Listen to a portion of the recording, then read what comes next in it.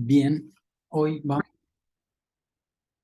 hoy vamos a ver la farmacología de las dislipemias. Tenemos que ver los factores de riesgo, la aterosclerosis y todos los fármacos que podemos usar para ello. No nos tenemos que olvidar que hay muchos factores de riesgo, entre ellos, por ejemplo, el tabaco. Uno sabe que el riesgo cardiovascular con el tabaco en los pacientes que continúan fumando es muy alto, es 3 veces más alto que un paciente que no fuma, y a medida que uno va dejando de fumar antes en la vida, el riesgo se acerca a la población general, que somos todos nosotros, en teoría, que tenemos uno. Además, el colesterol, sabemos bien que también tiene incidencia en los eventos cardiovasculares. ¿Por qué? Porque fíjense, los pacientes que tienen un aumento del colesterol, si lo reducen menos de un 50% o si lo reducen más de un 50%, los episodios cardiovasculares que tienen son mucho menores en aquellos que reducen el colesterol LDL, que es el colesterol malo, un poquito menos los que lo reducen menos. Estos son los eventos de las personas que no están tratados, y esto es el evento que tienen con placebo. Por lo tanto, el nivel del colesterol LDL también es importante, y la capacidad de reducir ese colesterol es clave.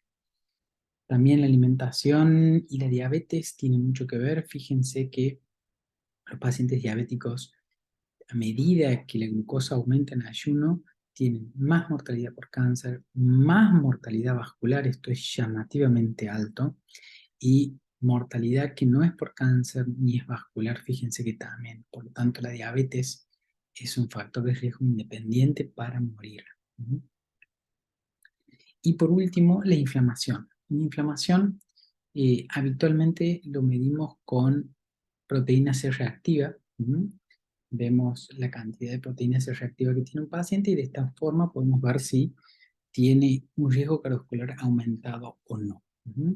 Más de 1 miligramo por litro decimos que el riesgo es moderado, más de 3 que es alto, y más de 10 que acá hay un problema agudo y deberíamos repetir, perdón, el análisis cuando el paciente haya solucionado lo que le está inflamando. Básicamente esto es pacientes que tienen distintos factores de riesgo y la cantidad de eventos cardiovasculares. Obviamente que quienes tienen proteína C reactiva alta tienen más eventos que quienes no. Eso es un pantallazo de todos los factores de riesgo que nos pueden llevar a eventos cardiovasculares. ¿Y por qué? Es importante saberlo porque quien termina depositando grasa y formando placas de ateroma y ocluyendo las arterias es el colesterol. Las LDL son incorporadas al subendotelio, y ahí son fagocitadas por macrófagos y células que se convierten después en células espumosas. Esas células espumosas se organizan, alteran la mitosis del músculo liso, generan apoptosis de otras células, generan infiltración grasa, calcio, generan además proteínas que hacen que estos células musculares lisas y otras células, como por ejemplo fibroblastos, formen una capa debajo del endotelio, y de esa forma la arteria se va estenosando, va perdiendo el calibre y se va estenosando.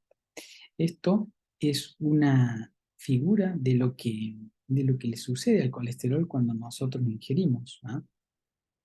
Cuando nosotros ingerimos colesterol, estas partículas de colesterol y triglicéridos se ensamblan con proteínas y forman los kilomicrones. Esos kilomicrones, de acuerdo a la actividad de la lipoproteína lipasa que tienen los pacientes, se liberan ácidos grasos, y además quedan remanentes de kilomicrones que van a llegar al hígado. Y una vez en el hígado van a formar proteínas de muy baja densidad, que gracias a la lipoproteína lipasa pueden pasar a proteínas de densidad intermedia, y de ahí, por distintas rutas, formarse las LDL, que después van a ir a las células periféricas y a las arterias a depositar parte de este colesterol. A su vez también el hígado sintetiza también HDL, que además, es la proteína buena o las proteínas buenas o los elementos buenos que de acuerdo a distintas actividades puede ir a la arteria y el depósito que hizo el LDL retirarlo a las HDL. De cualquier manera, esto es ilustrativo. Y ustedes saben que la aterosclerosis es una enfermedad progresiva si no la detectamos a tiempo, ¿no? Lo normal es esto: a medida que pasa el tiempo y vamos envejeciendo y no nos cuidamos de nuestros factores de riesgo, ya empieza a haber pequeños depósitos de grasa en el subendotelio. Esto es un poco más, esto es un poco más, y esto ya nos puede traer problemas. ¿Ah? Esto un poco más, y esto ya es un paciente que seguramente debe tener angina de esfuerzo. Los dos últimos. ¿Mm? Esto, si hay una placa que se accidenta acá, porque está esto que genera flujo turbulento, puedo tener un infarto, un accidente cerebrovascular, isquemia de las piernas o isquemia de cualquier órgano. Por lo tanto, hay una relación directa entre el grado de aterosclerosis y la enfermedad cardiovascular. Cuando uno pregunta cuál tiene de todas estas figuras, tiene más chance de romperse, más chance de romperse tiene esto, ¿sí? ¿Por qué? Porque el flujo es totalmente turbulento, porque la velocidad acá es muy alta. ¿Qué es lo que sucede? La mayor parte de los infartos que vemos son de estos dos, son placas pequeñas que generan disrupción de justamente placa y trombosis in situ. ¿Y por qué esta tiene más facilidad para romperse, pero lo que vemos más frecuentemente es esto? Bueno, porque la mayor parte de la población tiene este tipo de lesiones leves a moderadas. ¿Ah? La mayor parte de la población está en estos estadios, y por lo tanto, pues, eso es la causa por la cual vemos mucho más que nada esto en vez de esto. De cualquier manera, hay para todo. ¿Mm? Hay muchos pacientes que tienen lesiones mixtas también.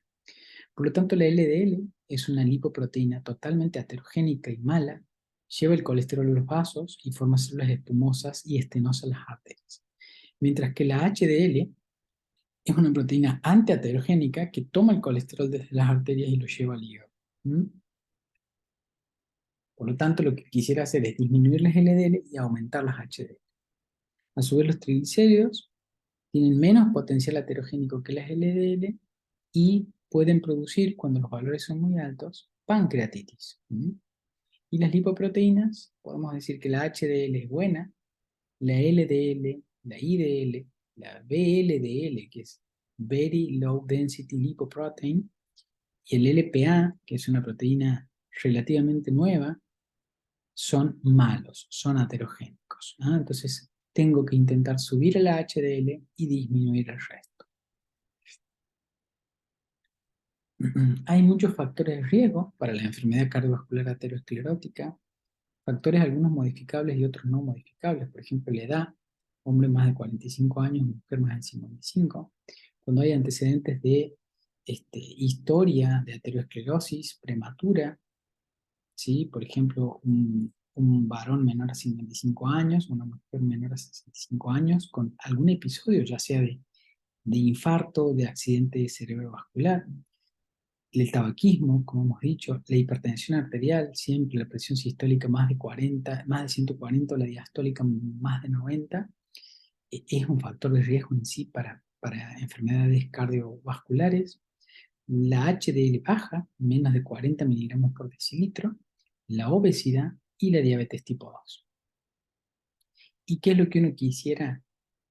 Lo que uno quisiera siempre de colesterol total, fíjense, más de 220 es muy alto, entre 190 y 219 es alto, entre 160 y 190 está en el límite, hasta 160 es aceptable y menos de 130 es lo ideal. Las HDL, lo importante es tratar de tenerlas siempre altas, siempre más de 60, y las LDL dependiendo del paciente. ¿Ah? Lo óptimo es menos de 70. Y en pacientes con riesgo cardiovascular muy alto, tiene que ser menos de 50. Eh, Obviamente que a veces no llegamos a esto. Menos de 100 es deseable, hasta 130 es por encima de lo deseable, hasta 160 es alto. hasta 190, perdón, hasta 160 está en el límite, hasta 190 es alto, y más de 190 de LDL es muy alto. Y los triglicéridos tienen menos correlación que la LDL con la enfermedad aterosclerótica, pero también juegan un papel mucho menor. Menos de 150 es lo ideal, hasta 200 está en el límite, entre 200 y 500 está alto, y más de 500 muy alto. Más de 1000, el riesgo de pancreatitis es muy alto, ¿sí? Entonces tenemos todo este arsenal para tratar las dislipidemias. Las estatinas, los secuestradores de ácidos biliares, la niacina, los fibratos, el ezetimibe, inhibidores del PCSK9 y algunos fármacos que son un poco más nuevos. Las estatinas, ¿cuál es el mecanismo de acción clásico de las estatinas? Fíjense, esto es acetil-CoA más acetoacetil-CoA, que va a formar mevalonato y de ahí distintos compuestos hasta que vamos a llegar al colesterol. Las estatinas inhiben la enzima HMG-CoA reductasa o hidroximetilglutaryl-CoA reductasa. Y ese es su mecanismo de acción y actúan principalmente a nivel hepático, donde van a inhibir la síntesis de colesterol endógeno. Esa es la síntesis, el mecanismo por el cual las estatinas disminuyen el colesterol. Existen muchas estatinas: lovastatina, simvastatina, fluvastatina, atorvastatina, pravastatina y rosuvastatina. Esta última es la más nueva y la más usada. Fíjense la vida media de la rosuvastatina, que es de 19 horas.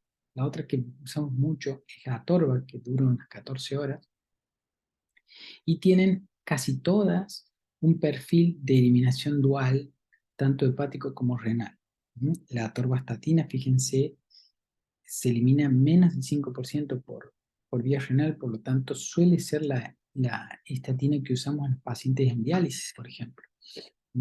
Y recordar que rosuvastatina y pravastatina son hidrofílicas y que, a pesar de ser hidrofílicas, la biodisponibilidad de la rosuvastatina es una de las más grandes, cercana al 20%.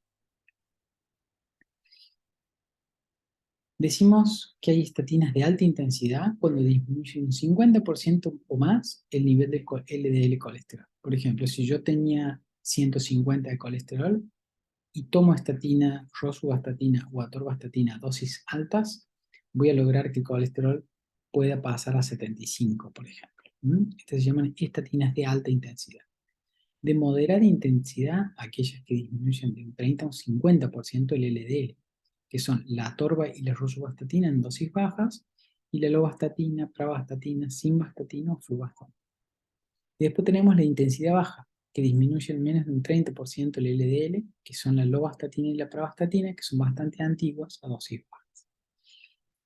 Debido a esto, a la eliminación, la vida media de eliminación, que las primeras estatinas de la pravastatina, fíjense, la vida media es muy corta. Antes se indicaban las estatinas de noche, porque la síntesis de colesterol ocurre de noche. Actualmente la estatina se puede indicar en cualquier momento del día y no hay preferencia de administrarla a la mañana o a la noche. Se puede dar en cualquier momento. Pero el mecanismo de acción de las estatinas no es solamente inhibir la HMG-CoA reductasa. Las estatinas tienen efectos que se llaman pleiotrópicos. Efecto antiinflamatorio por disminución del factor de necrosis tumoral alfa, la interleuquina 6, justamente la proteína C reactiva y el NF-kappa beta. Disminuye la agregación plaquetaria por disminuir la síntesis de tromboxano A2 en forma indirecta.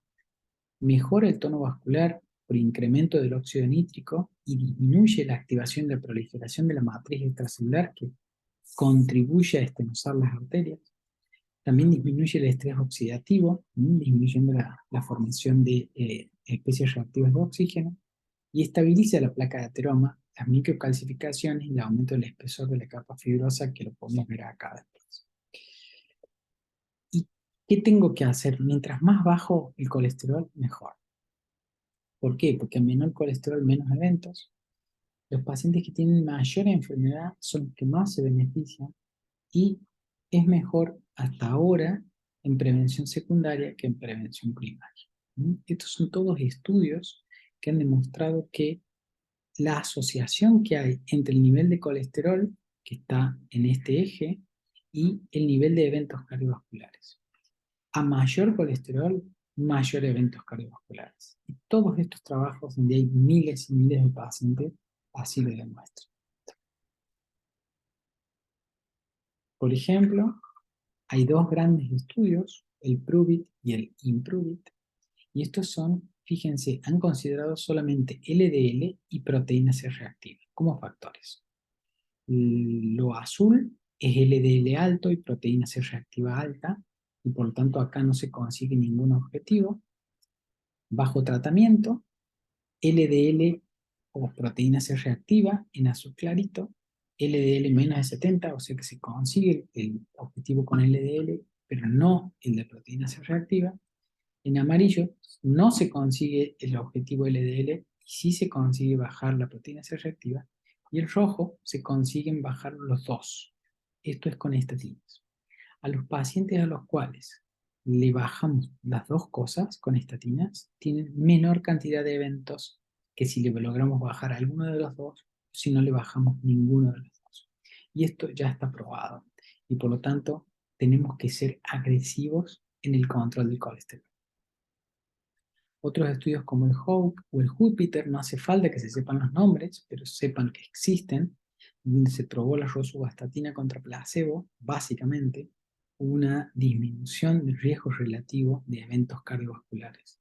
Y por lo tanto, no es solamente bajar el colesterol, sino también bajar la cantidad de eventos cardiovasculares. En teoría, la terapia con estatinas logra, primero, organizar y estabilizar la placa de ateroma y evitar que se accidente. Y si no doy terapia con estatinas y bajo el colesterol por otros métodos, voy a disminuir el colesterol, pero muchas veces esto va a quedar todavía vulnerable. Esto es básicamente lo que vengo hablando. Fíjense en pacientes en los cuales yo, pacientes con infarto, con la misma cantidad de colesterol, siempre bajo el colesterol, o sea que no tengo, en estos pacientes no damos estatinas para bajar el colesterol, sino las damos como antiinflamatorias y como pleiotrópicas. Y fíjense, dando placebo había el doble de eventos que dando rosuvastatina, tanto en eventos combinados como en infarto, stroke o muerte, revascularización u hospitalización por angina, y hasta disminuye un poco en parte la muerte por cualquier causa. Por lo tanto, en prevención eh, primaria y en secundaria, la verdad que el uso de las estatinas, sobre todo la rosuvastatina, nos ha traído muchos beneficios. ¿Cuáles son las reacciones adversas de las estatinas? La hepatopatía no es para nada frecuente, pero podemos verla, sobre todo si la asociamos con otros fármacos hepatotóxicos. No se debe dar en la embarazada, y obviamente el problema principal es la miopatía, que muchas veces es una creencia del paciente, porque uno dosa CPK, aldolasa y todas esas enzimas están bien, pero a veces el paciente se refiere a dolor muscular y el paciente abandona el tratamiento. Hay interacciones con gemfibracilo, que es un fibrato que vamos a ver, y menos frecuente con otros fármacos. En general, las estatinas son fármacos muy seguros, pasa que se usan tanto que algunos pacientes nos muestran que realmente existe la miopatía, la hepatopatía y los problemas por estatinas. Interacciones, bueno, como se metaboliza en el hígado, tiene interacciones con el citocromo 3A4, que es uno de los citocromos, con antibióticos, con azoles, con ciclosporina, con inhibidores de la proteasa, por ejemplo, del HIV, con amidarona. La atorva, la loba y la simvastatina tienen estas interacciones que acabamos de mencionar y otras interacciones más raras con el 3A5. La pravastatina no utiliza el citocromo y se excreta por orina mayormente, por lo tanto tiene menos interacciones. Y la rosu y la fluvastatina en general, si bien tienen metabolismo por el citocromo, eh, el metabolismo es escaso y tiene pocas interacciones. Por lo tanto, la rosuvastatina en general es una de las más seguras a esta altura. La pravastatina es bastante segura en cuanto a interacciones, pero tiene el problema que tiene una vida media muy cortita y que sí o sí le tengo que dar de noche y que no es de potencia elevada.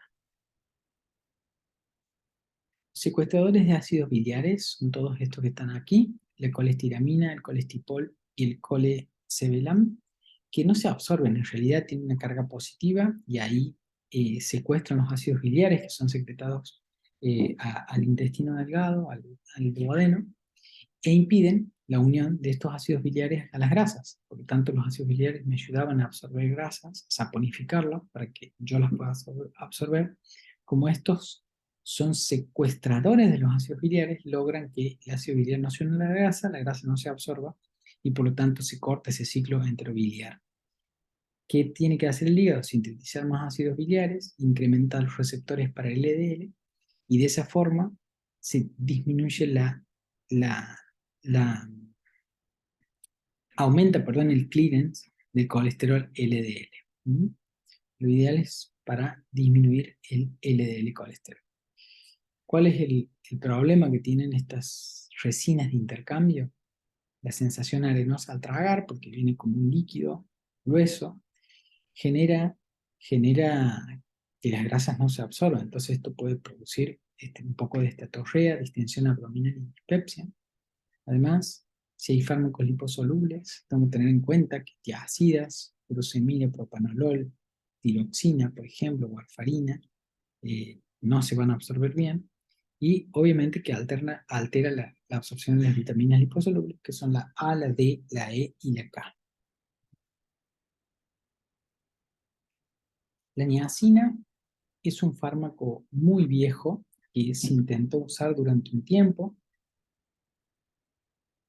Tenía muchas reacciones adversas y después se dejó de usar. Y hoy hay un nicho para la niacina. ¿Por qué? Porque disminuye la producción hepática de triglicéridos, aumenta el metabolismo de la ApoB, que es la lipoproteína mala, disminuye la eliminación de ApoA1. La ApoA1 es una de las principales proteínas de la HDL, que por lo tanto me sirve para, para sacar colesterol, por así decirlo, de las arterias, y aumenta la actividad de la lipoproteína lipasa y por lo tanto disminuye los triglicéridos. Principalmente los triglicéridos en este porcentaje, el LDL en un 25% y el HDL aumenta en un 30-40%. Uno de los fármacos que más aumenta el HDL. El problema que tiene es que produce enrojecimiento por liberación de prostaglandinas. Por lo tanto, la aspirina me puede ayudar a disminuir la aparición de esas reacciones adversas. El resto de las reacciones adversas están descritas, no hay que usar una embarazada, todo esto puede suceder, pero en general es bastante seguro. El único problema es este, que se da en la mitad de los pacientes. ¿Qué es lo bueno? Que en la otra mitad, que no tiene reacciones adversas, yo puedo aumentar mucho el HDL y disminuir aún más el LDL. ¿Mm? Los fibratos actúan acá en este receptor que se llama PPAR-alfa.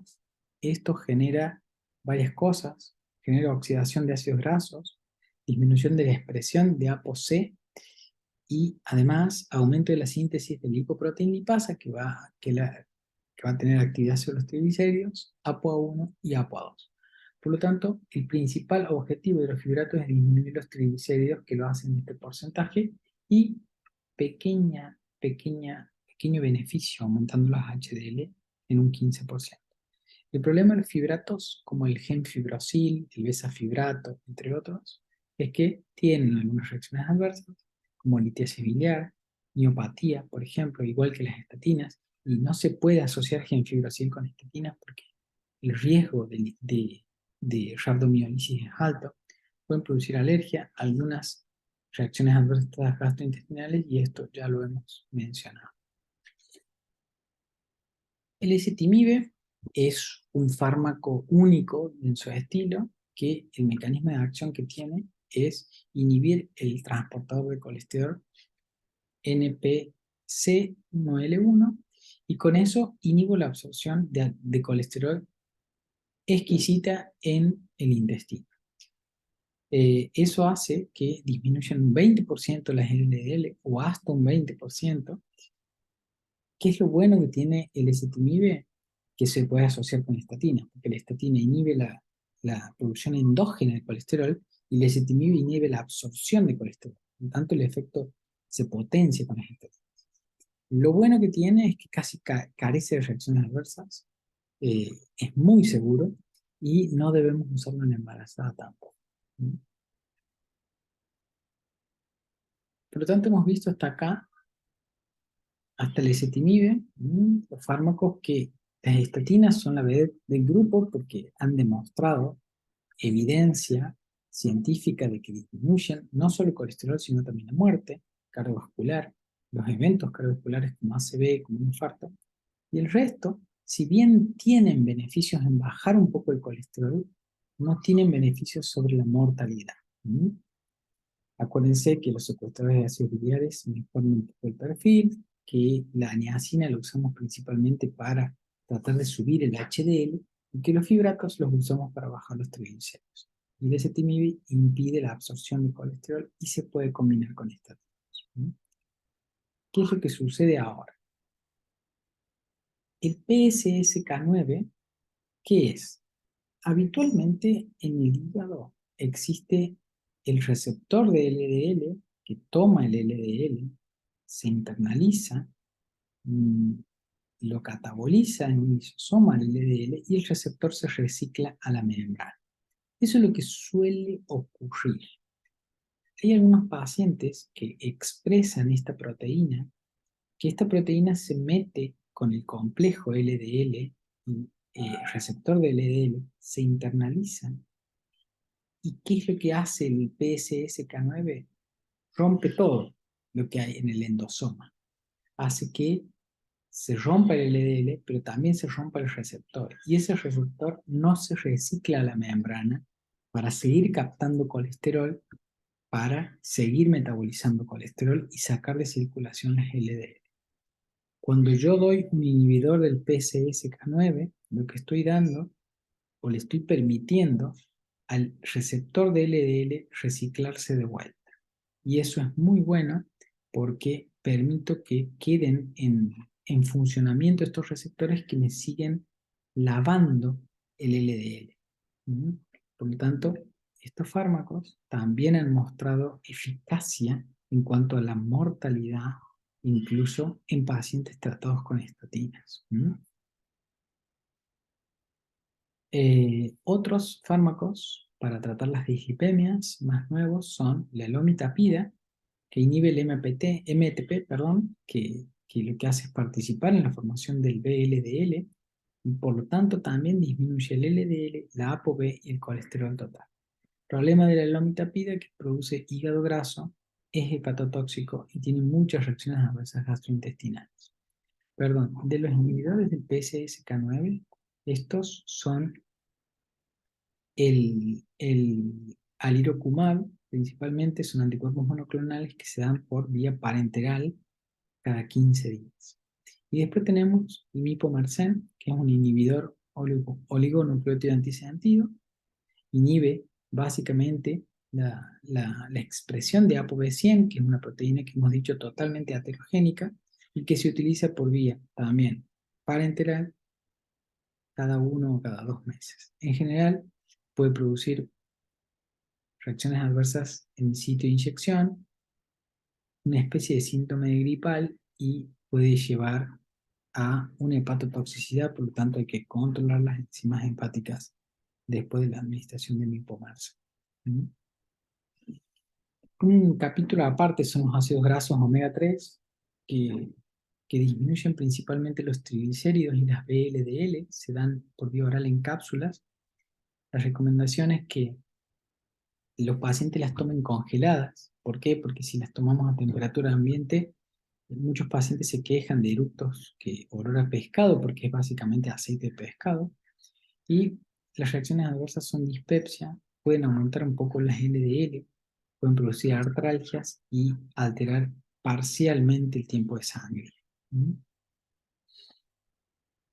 Por lo tanto, para tratamiento de las dislipemias y sobre todo la dislipemia va de la mano con la enfermedad cardiovascular. Uno tiene que concentrarse en la dieta, la actividad física, el control de los factores de riesgo y después pasar la medicación. Si yo solamente tomo la medicación y no hago ninguna de estas otras cosas, seguramente voy a andar mal. Muy bien. Muchas gracias por la atención.